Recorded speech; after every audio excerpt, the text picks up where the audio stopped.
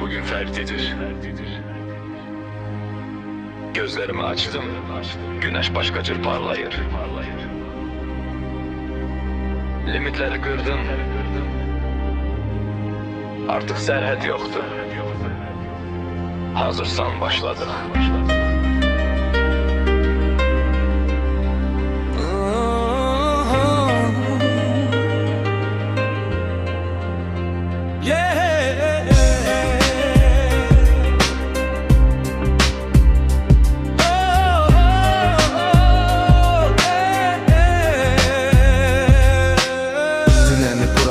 O geride kaldı. Bütün qəmli notlar arxada süzüldü, yandı. İçimdə bir ateş, ruhumda bir fırtına. Uğra gedən yolda mən baxmıram fırtınaya. Hər adımım inam, hər kəlməm bir gücdür. Yıxılmaq yoxdur, bu həyat bir köçdür. Mən öz dünyamın memarı, öz həyatımın ulduzu. Dadıram bugün qələbənin o şirin duzunu. Bax yüksəlirəm göylərə, sanki bir xət çəkirəm.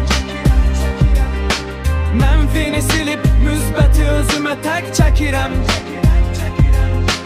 Bu deyil şans, bu qazandığım özümə inamdır. Xoşbəxtlik indi içimdən, doğru zaman budur.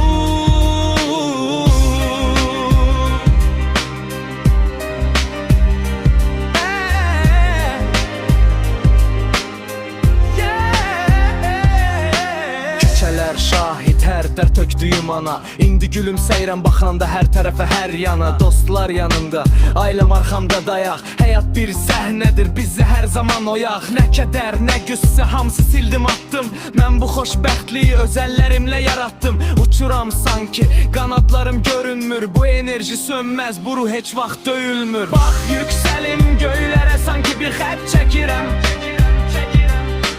Mənfini silib müsbəti özümə tək çəkirəm.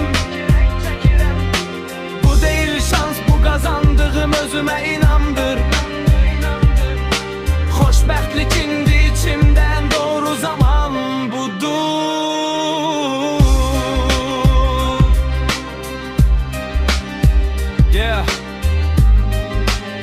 Xoşbəxtlik sənin içindədir. Sadəcə inan. Bugün senindir.